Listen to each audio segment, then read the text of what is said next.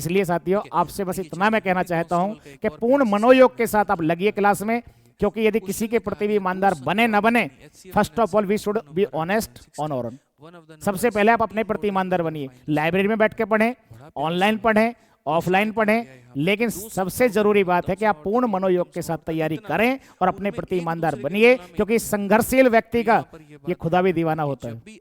संघर्षशील व्यक्ति को कोई मात नहीं दे सकता, भगवान भी उसके सामने हार मान जाते हैं, आखिर भगवान को भी झुकना पड़ता है। वो भी कहते हैं कि भाई संघर्ष कर रहा है, एक दिन इसको सिलेक्शन लेना ही पड़ेगा। और परिश्रम का कोई विकल्प नहीं है दुनिया में, हर चीज का विकल्प है। मैं नहीं आऊंगा हिंदी पढ़ाने के लिए और बतेरे आ जाएंगे, सर नहीं रहेंगे तो उनका भी कोई विकल्प है। ये डिजिटल क्लास नहीं चलेंगी तो ऑफलाइन चल जाएंगी, लेकिन आप ध्यान दें कि दुनिया में परिश्रम का कोई विकल्प नहीं होता। तो इसलिए मेहनत करिए। सभी लोगों से आप पूछेंगे कि हमें जीवन में सफल होने के लिए क्या करना चाहिए। देखिए आज मैं आपका समय थोड़ा सा लूंगा, इंट्रोडक्शन क्लास है, कोई बात नहीं, मेरी क्लास शुरू हो जाएगी, अभी थोड़ी देर में वहीं पर आने वाला हूं, मैं आपका समय नहीं लेते हुए। लेकिन मैं आपसे ये कहना चाहता हूं, किसी से भी आप पूछिए कि हमें सफल होने के लिए क्या करना चाहिए, तो सबका आंसर पता है क्या, बहुत जल्दी से निकल के आएगा, एकदम क्विक, हार्ड वर्क। आपको बताना चाहता हूं कि हार्डवर्क करने वाला कभी भी अपने बच्चे को पूरी जिंदगी में कॉन्वेंट स्कूल में नहीं पढ़ा पाता। वो हार्ड वर्कर कौन है? एक किसान को देख लीजिए, एक मजदूर को देख लीजिए, क्या कभी पढ़ा पाता है?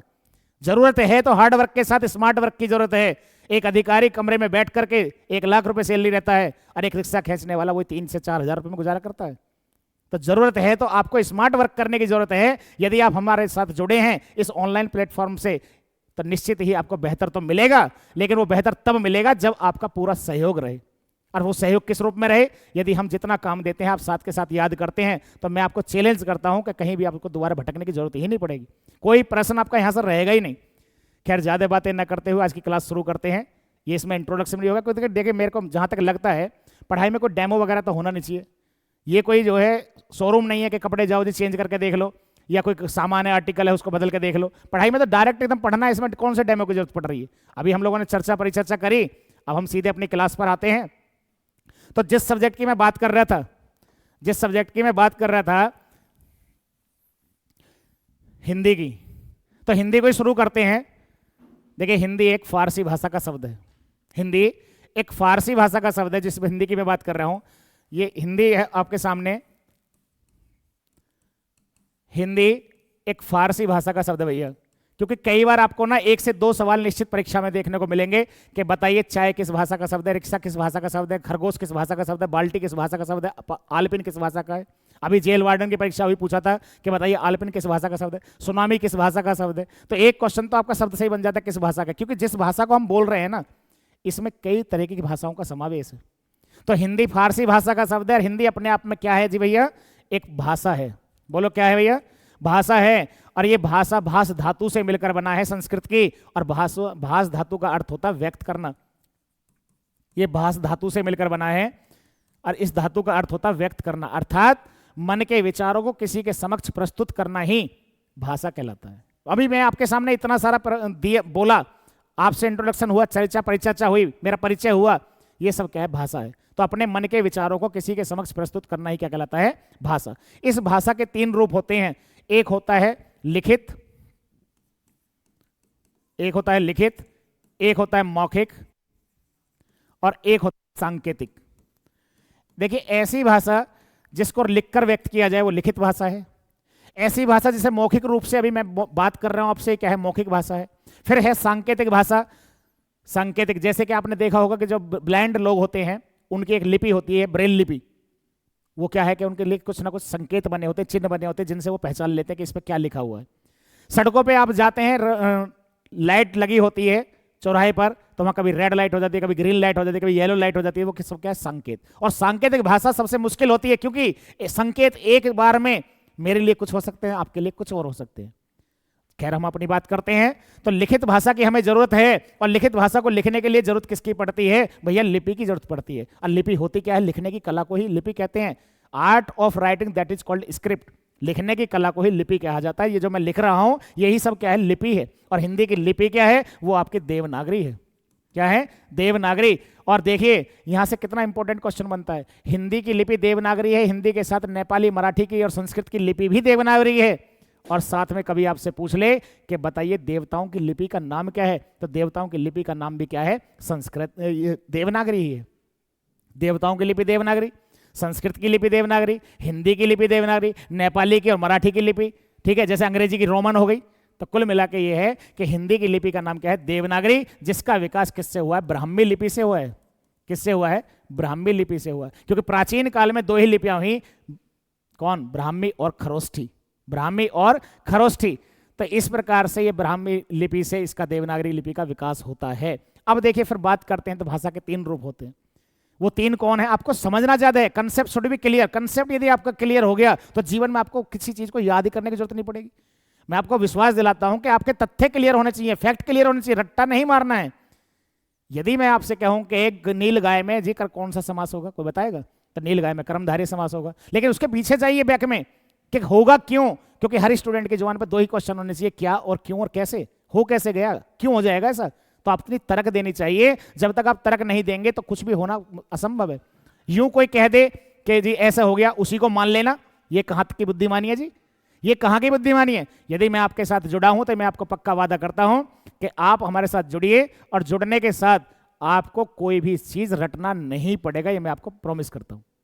इस प्लेटफॉर्म से आपको निश्चित ही आपको बेहतर सिलेक्शन मिलेगा, ये मेरा विश्वास है। ठीक है। अब देखिए तीन भाषा होती हैं, एक होती है मातृभाषा, एक होती है राजभाषा, एक होती है राष्ट्रभाषा। भैया क्या मतलब है? बच्चा माँ के संपर्क में रह के जो भाषा सीखता है, सबसे पहले तो माँ का ही असर पड़ता है। माँ ही पापा बाबा दादा कहना सिखाती है, वही तो परिचय कराती है। सबसे पहला गुरु कौन है हमारे जीवन में? माँ है।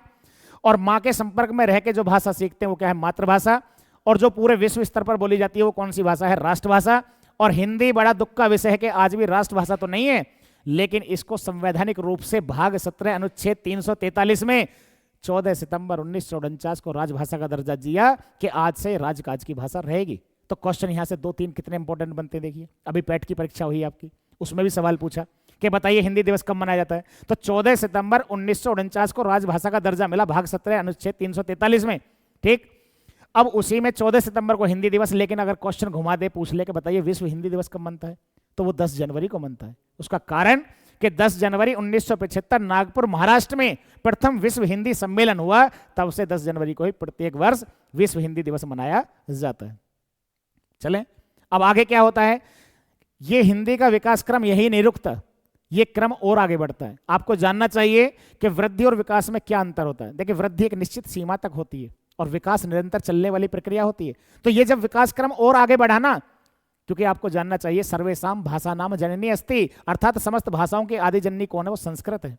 और संस्कृत के दो रूप हैं, एक वैदिक संस्कृत और एक लौकिक संस्कृत।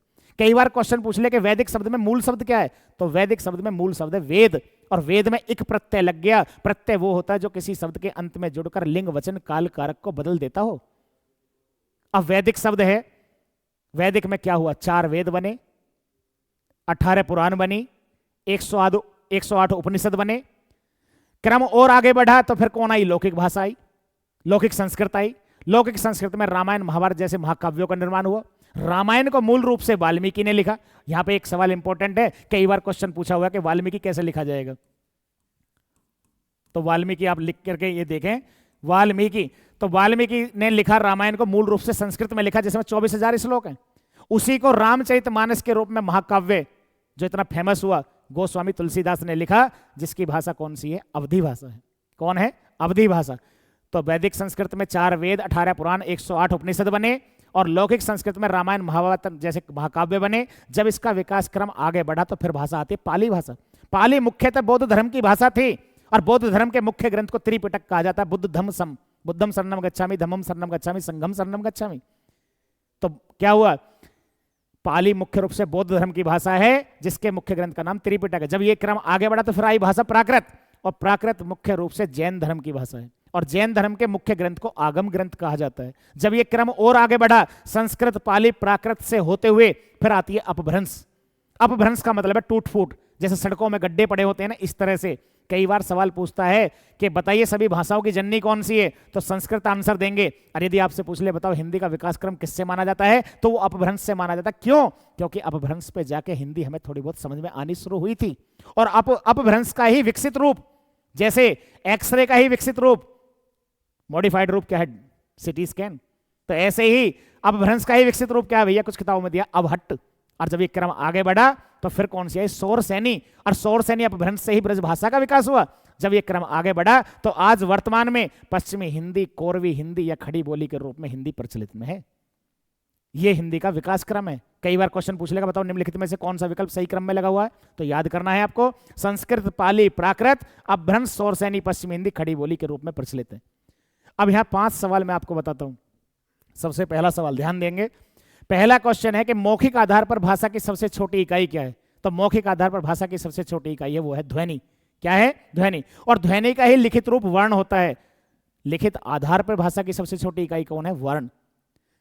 अर्थ के आधार पर भाषा की सबसे छोटी इकाई कौन है? वो है शब्द। और भावार्थ के आधार पर भाषा की सबसे छोटी इकाई कौन है? वो है वाक्य। लेकिन ध्यान दीजिए, यदि क्वेश्चन पूछ ले कि भाषा की सबसे छोटी इकाई कौन है, जब कोई आधार ना लगाओ तो उसका आंसर होगा वर्ण।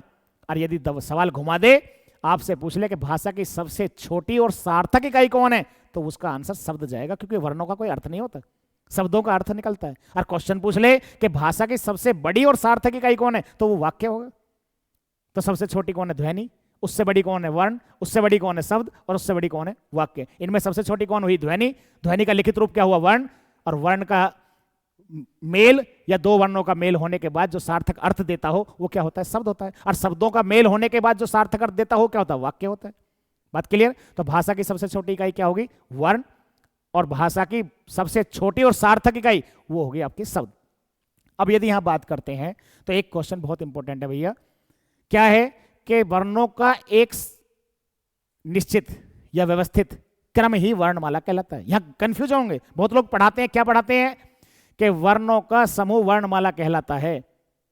भैया वर्णों का समूह शब्द कहलाता है। वर्णों का व्यवस्थित क्रम ए के बाद आ के बाद ई के बाद दीर्घ ई, इस तरह से कै के बाद खे के बाद गे, ये जो व्यवस्थित क्रम है वर्णों का यही वर्णमाला कहलाता है। और इस वर्णमाला के या उच्चारण के दो अंग होते हैं, एक होता है स्वर और दूसरा क्या होता है? व्यंजन। पहले की बात करते हैं, स्वर क्या होता है? ऐसे वर्ण जिनका उच्चारण स्वयं से हो जाता हो, अर्थात स्वयं उच्चारित वर्णों को हम क्या कहते हैं? स्वर कहते हैं। अर्थात इस स्वर तंत्र में जो कोई अवरोध पैदा ना करे, रुकावट ना करे, उसी को हम क्या कहते हैं? स्वर कहते हैं। और व्यंजन क्या होते हैं? जो स्वर की सहायता से उच्चारित होते हो उसको हम व्यंजन कहते हैं। अब स्वरों का यदि वर्गीकरण की बात करें तो सबसे पहला है मात्रा के आधार पर स्वर। मात्रा के आधार पर क्या है? देखिए मैं आपको एक बात बताऊं, आप लिखने पे ज्यादा ध्यान ना देकर के सुनिए। More you listen, more you give response effectively. तो इस first of all we should listen attentively. पहले हमें सुनना है, क्योंकि जीवन में सबसे पहले पढ़ाई का यदि कोई अंग है तो वो है क्या? केवल सुनिए। पहले आपने बच्चों को देखा होगा, कई बार वो 2 का टेबल याद कराते हैं, 2 1 जा 2, 2 2 जा 4। तो पहले क्या करते हैं? उसको 10 बार सुनाया जाता है। तो सुनेंगे तो चीजें याद होंगी। श्रवण शक्ति बढ़ाइए। जो अच्छा श्रोता होता है अच्छा वक्ता भी होता है, ये भी जीवन ध्यान रखिए। और जो कोई अच्छा श्रोता नहीं है ना, कभी अच्छा वक्ता हो नहीं सकता, ये मैं चैलेंज करता हूं। तो फर्स्ट ऑफ ऑल हम क्या होना चाहिए? गुड लिसनर, सुनने वाला होना चाहिए। बात करते हैं मात्रा के आधार पर स्वर 3 होते हैं भैया। एक का नाम है ह्रस्व स्वर। ह्रस्व को ही लघु कहते हैं और लघु को ही एक मात्रिक कहते हैं, और इन्हीं को मूल स्वर कहते हैं। और मूल स्वर की संख्या कितनी होती है? केवल 4 होती है। कितनी होती है? 4 होती है। और दीर्घ स्वरों की संख्या 7 होती है, लेकिन वास्तविक दीर्घ केवल 3 होते हैं, और 4 जो होते हैं वे संयुक्त स्वर होते हैं। ठीक है, तो आज की क्लास केवल ये परिचय क्लास थी। निश्चित तौर से ही आपको इस प्लेटफॉर्म पे बेहतर मिलेगा। कल से पहली क्लास से ही शुरू करते हैं। आप लोग बने रहिए। धन्यवाद बहुत बहुत। Thanks all of you.